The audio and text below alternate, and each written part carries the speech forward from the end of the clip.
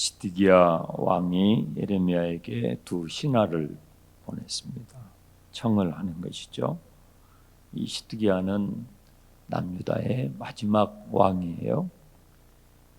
그러면 시간상으로 보면 예레미야서 맨 끝부분에 이게 나와야 되는데 예레미야서는 시간 순서대로 기록된 것이 아니고 이 예언을 다시 모아서 책으로 만들 때에 의미상으로 순서를 정했다고 볼 수가 있습니다.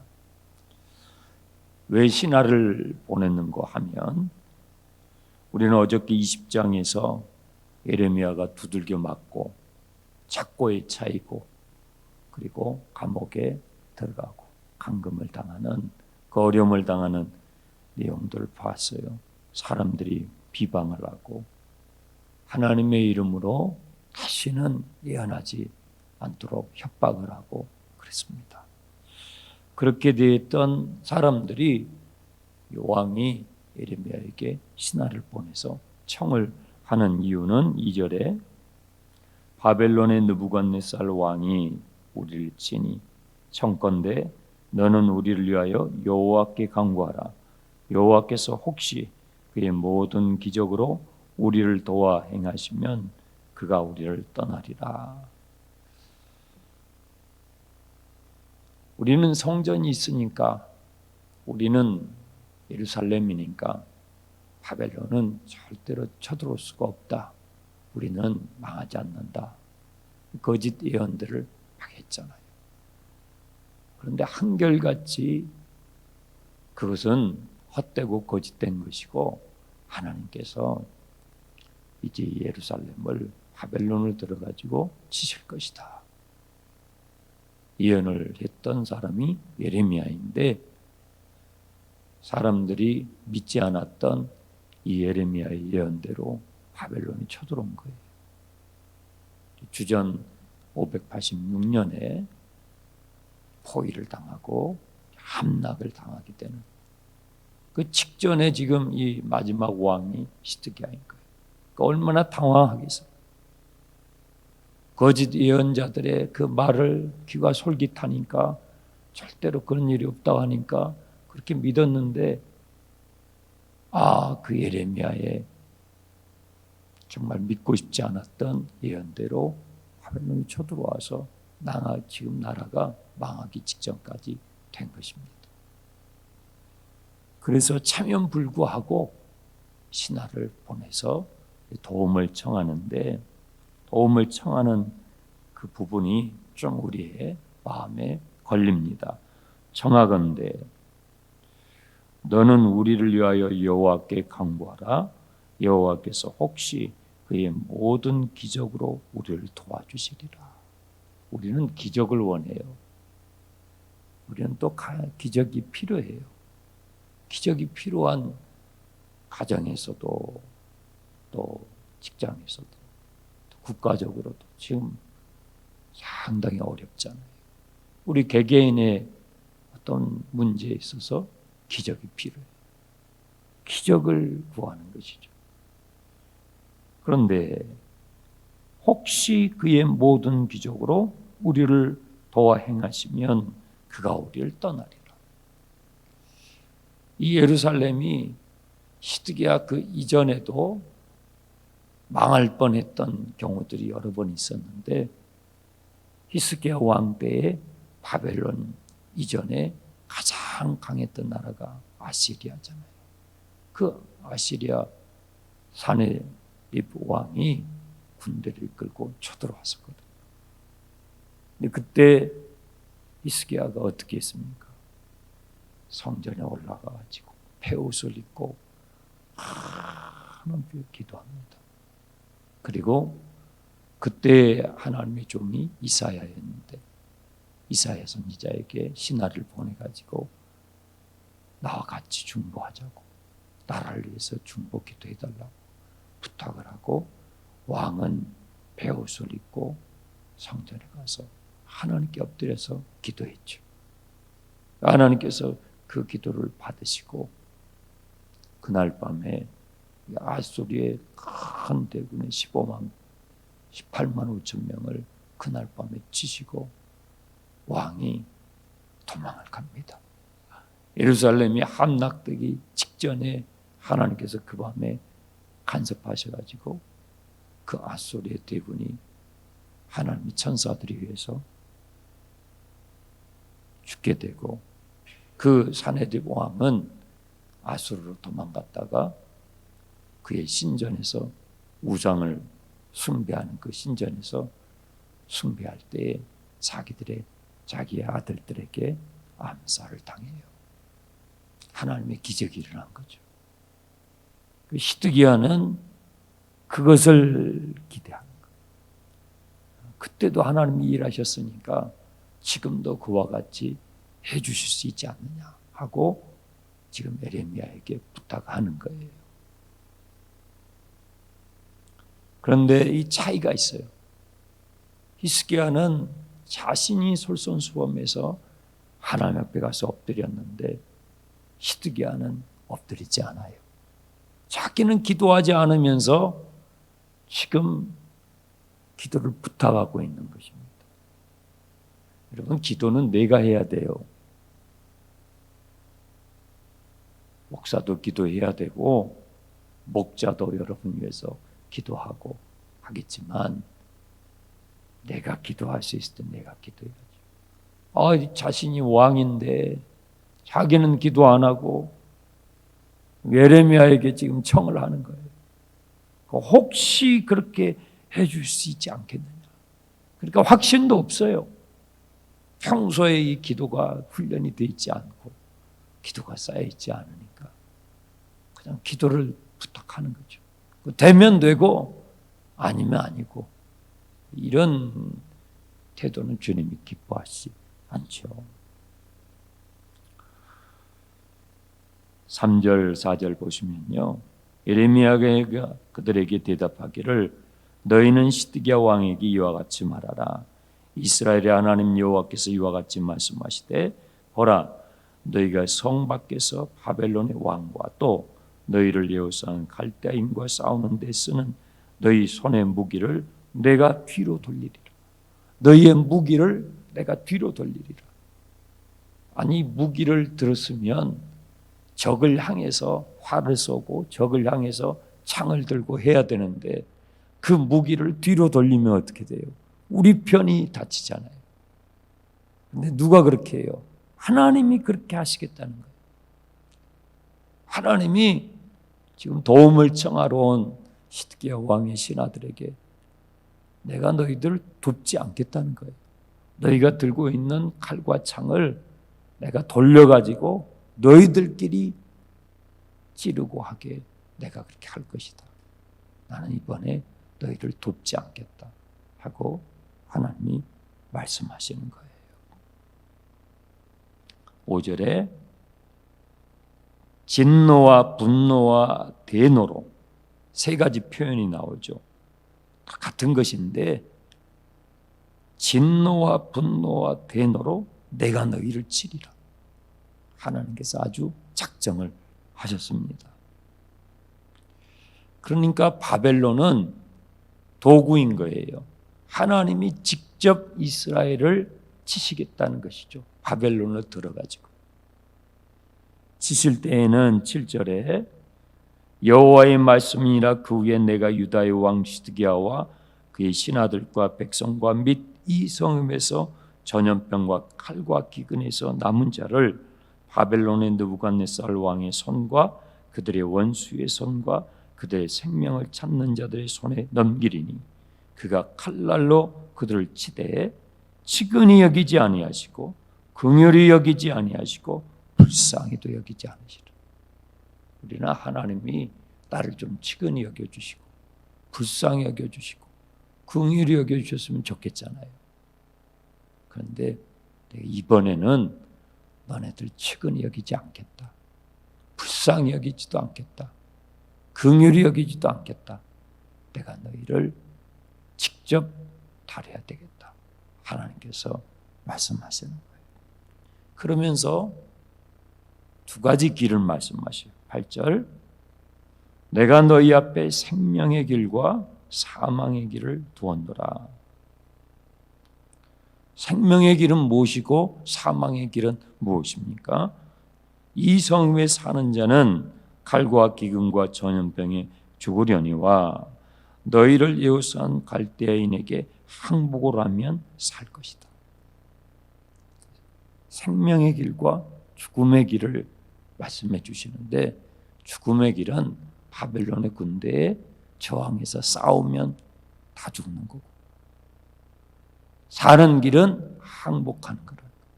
그런데 이 항복하면 뭐 그냥 이렇게 다시 편안하게 살게 해주는 것이 아니라 뭐라고 그래요? 너희가 항복을 하면 살 것이지만 너희의 목숨은 전리품 같이 될 것이다. 전리품이 뭐예요? 전리품은 적군과 싸웠는데 내가 졌어요. 그러면 이긴 적군이 내 모든 것을 다 가지고 가는 거예요. 그러니까 살아도 노예로 끌려간다는 얘기예요. 포로로 끌려간다는 얘기예요. 저항을 해서 싸우다가 죽는 것도 죽는 것이고, 항복을 해가지고 노예로 끌려가도 이게 사는 게 아니잖아요. 그러니까 둘 다 이것은 어떤 면에서 죽는 거죠.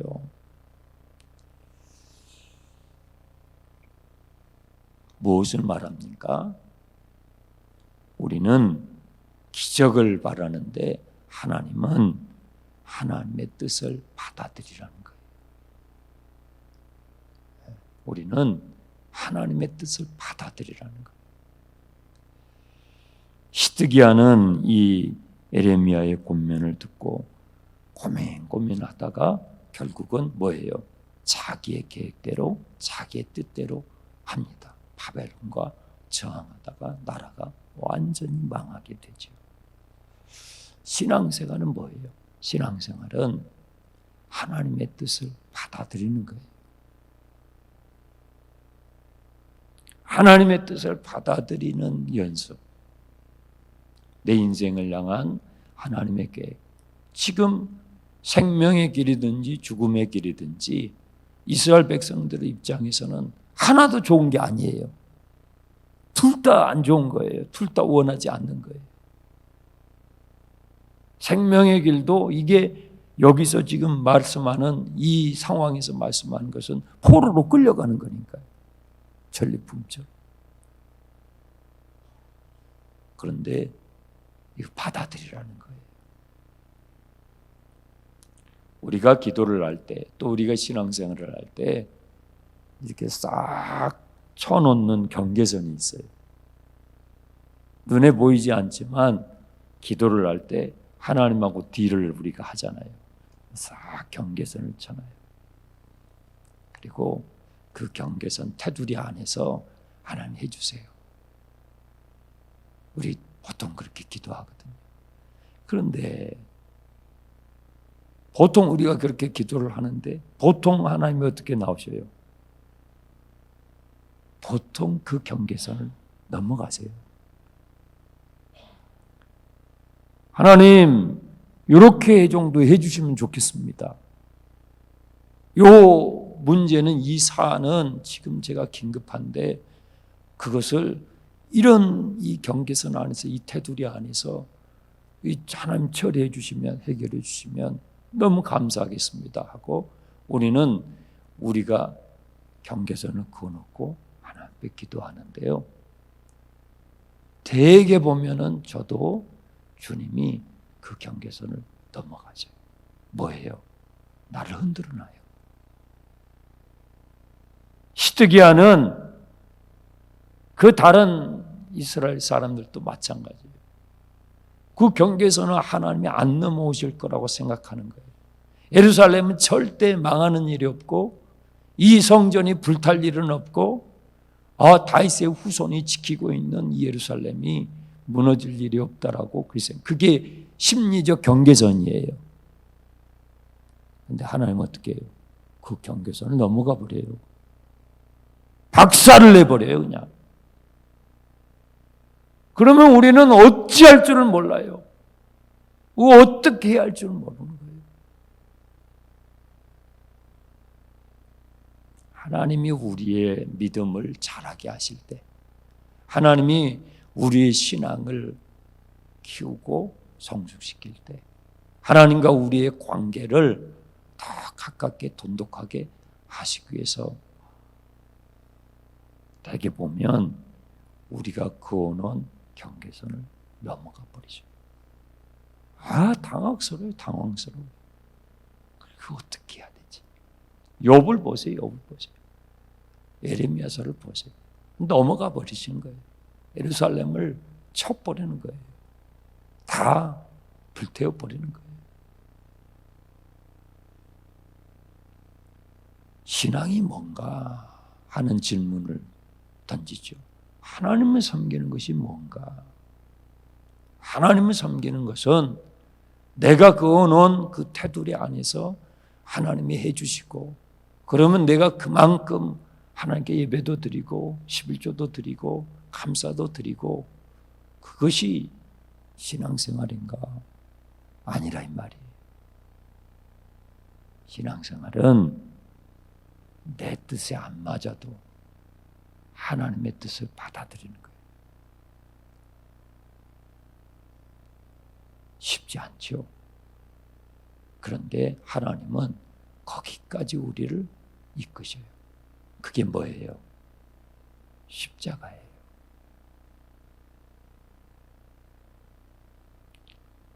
예수님 자신도 십자가가 힘들었잖아요. 예수님이 하나님의 독생자이신데 사실 그 십자가를 지러 오셨잖아요. 그런데도 막상 그 십자가 앞에서 사람들이 옷 벗김을 당하고 비방을 당하고 손가락질을 당하고 침뱉음을 받고 뺨을 맞고, 그것을 생각하면 내가 지은 죄 때문에 내가 그렇게 수모를 당해도 정말 견디기 어려운데, 예수님은 죄가 없으시잖아요. 우리 대신 그걸 지러 오셨잖아요. 그런데 그 십자가 앞에서 주님이 얼마나 처절하게 기도하죠. 얼마나 처절하게 기도하죠. 그리고 받아들이시잖아요. 그런데 3번이나 기도하죠. 한 번 기도하고 십자가를 향해서 가신 게 아니에요. 그렇게 어려우셨던 거예요. 한 번 기도하고, 아버지 다른 길은 없습니까? 또 기도하시고, 아버지 다른 것은 없습니까? 또 기도하시고, 다른 길은 없습니까? 이것이 아버지의 뜻이거든 아버지의 뜻대로 되길 원합니다. 하나님의 뜻을 받아들이는 것이 예수님도 십자가 앞에서 쉽지 않았어요. 그런데 참 감사한 것은 주님께서 기도하시면서 아버지의 뜻을 받으시죠. 아버지가 주시는 그 잔을 내가 마시겠습니다. 뭐예요? 내가 죽겠습니다. 그거예요. 제일 어려운 것이 여러분이 죽는 거예요. 우리는 하나님께 항복하지 않고 기적을 바라는 거예요. 누구처럼? 시드기야처럼. 나는 항복 안 해요. 나는 하나님께 항복하지 않고 기적을 바라는 거예요. 근데 그것이 주님이 원하시는 신앙이 아니라는 거예요. 하나님께 항복하는 거죠. 하나님께 항복하는 것이 기적이에요. 하나님께 항복하는 것이 신앙이에요. 하나님께 항복하기 위해서 기도하는 거예요. 그것이 내 육신이 막 저항을 하고 내 쳐놓은 그 테두리로 막 저항을 하죠. 그래서 기도하면서 그 내가 쳐놓은 방어선을 하나씩 허물고 아멘 할 때는 내가 주님 항복합니다. 내가 주님의 뜻을 받아들입니다. 내가 주님의 뜻을 받기로 결정합니다. 하고 아멘하고 일어서는 거예요. 그 연습을 자꾸 하는 것이 기도의 생활이고, 그렇게 하면 할수록 주님과 내가 주님의 뜻이 내 뜻이 되고 주님의 마음이 내 마음이 돼서 주님은 내 안에 거하시고 나는 주님 안에 거하여 나의 하루하루가 내가 산 것이 아니고 주님이 사신 거죠. 나를 통해서 주님의 일이 이루어지고 주님의 역사가 이루어지고 주님의 살아계심이 드러나고, 이것이 예수 믿기 전의 삶과 예수 믿은 후에 우리의 삶인 것이죠. 예레미야는 그렇게 살아가잖아요.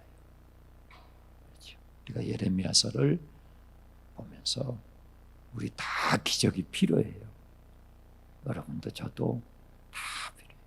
아픈 분들도 있고 경제적으로 어려운 분들도 있고 또 부부의 관계, 자녀의 문제, 많은 다 기적이 필요해요.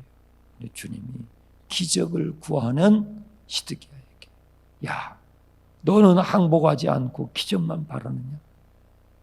그건 신앙이 아니야. 그건 저 우상 숭배, 미신 숭배, 이단 사이비들 다 그렇게, 그것이 진짜 신앙이 아닌데. 오늘 말씀 여러분 기억하면서 생명의 길로 나를 죽이고 주님께 항복하는 주님의 뜻을 받아들일 수 있는 그 생명의 길로 갈 수 있기를 축원합니다. 기도 카드 끊으십시오.